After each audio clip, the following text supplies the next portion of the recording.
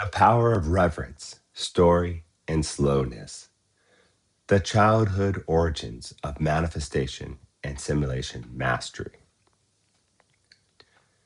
Here's a little quote from the Bible, and I truly believe this. Truly, I tell you, unless you can change and become like little children, you will never enter the kingdom of heaven.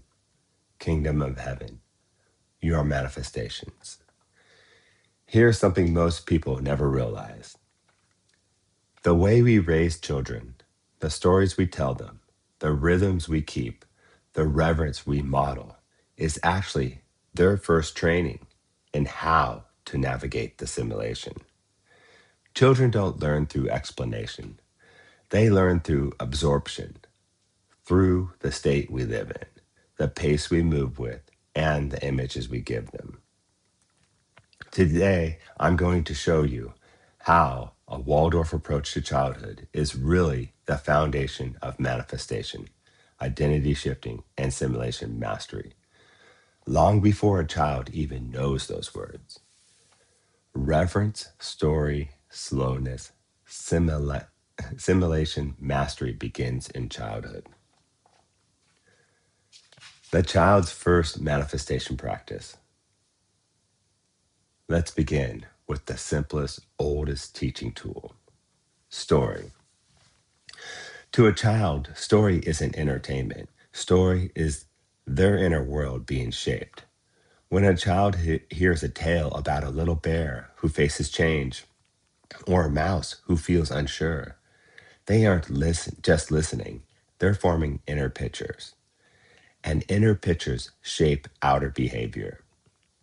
This is the exact mechanism that adults later call manifestation.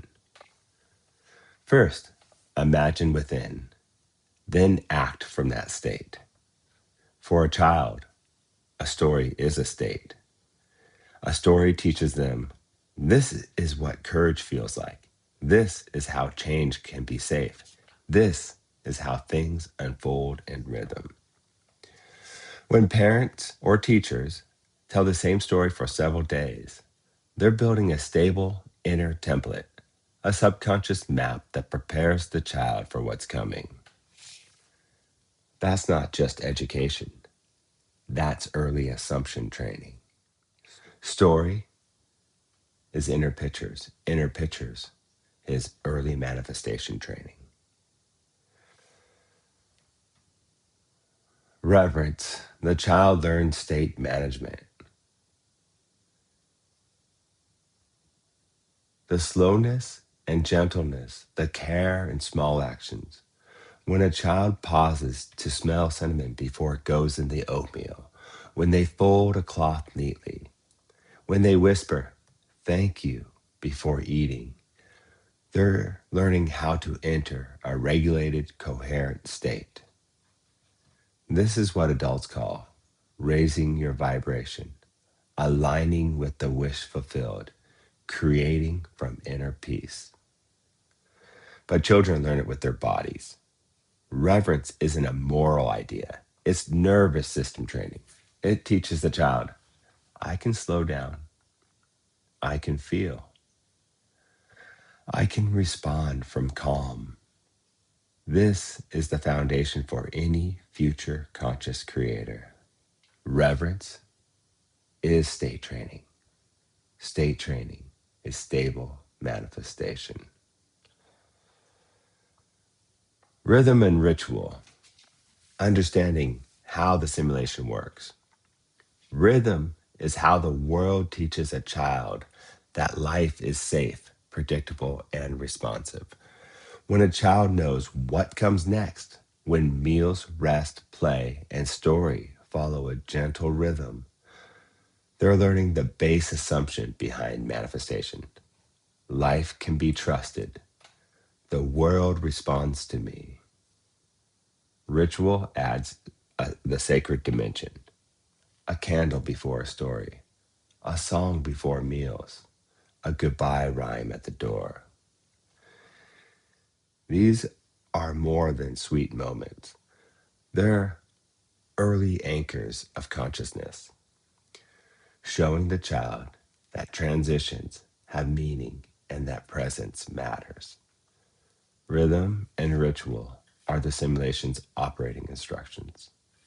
Rhythm is safety. Ritual is sacredness.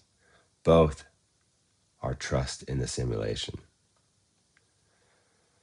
Kindness, state shifting, not shaming the creator. One of the most beautiful Waldorf tools is the phrase, give it to brother wind. When a child says a hurtful word or is about to, instead of punishment, you offer a release. You pause, you point to the window, and you say, those words belong to brother wind. He knows what to do with them. Suddenly, the child learns two powerful lessons. I can release energy without shame. I can choose a new state. That is literally how adults learn manifestation. You don't suppress the old state, you shift it. This is emotional alchemy, disguised as play. State shifting, not shame. Modeling. The child learns the simulation by watching you. Children imitate what we are, not what we say. Your tone, your breath, your pace, your presence, that is the curriculum. If you move slowly, speak gently, fold a cloth with care, breathe before responding, the child absorbs your state. Your nervous system becomes their reference point.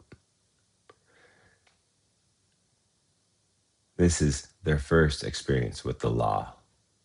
I learn reality by resonating with those around me.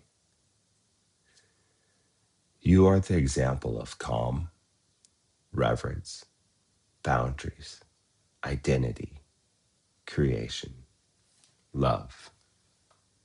This is how they learn to navigate the simulation later in life. You do not teach behavior, you model a state. Learning the joy of creation. When a child stirs soup, sweeps the floor, folds a napkin, they're doing more than helping. They're learning. I participate in the world. My actions create change. I can transform things.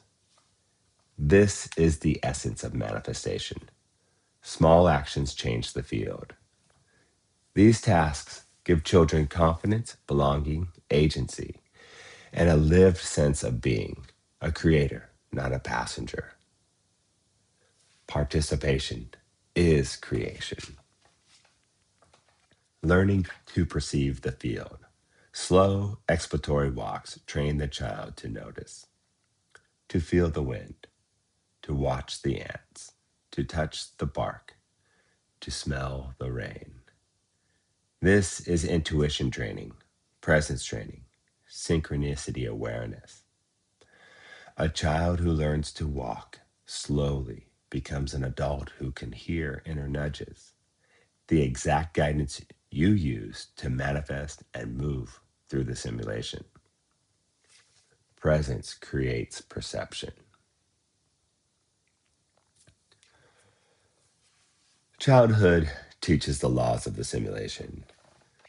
When you bring story together, reverence, rhythm, modeling, simple tasks, and imaginative redirection, you're not just raising a child, you're raising a future conscious creator. A human who understands. Identity shapes experience. State shapes outcomes. Imagination shapes reality. Rhythm creates trust. Reverence creates coherence. Presence creates perception. This is the secret. Waldorf childhood is manifestation training without the jargon. It is simulation mastery disguised as wonder. Raise them with reverence. Raise them with rhythm. Raise them with imagination. And you raise a master creator. I hope this helps you. Apply it to your life. If you have children, apply it to their lives. Be like children, master creators. Tell the stories you want to bring into your life. Love and peace, my friends. Enjoy your day.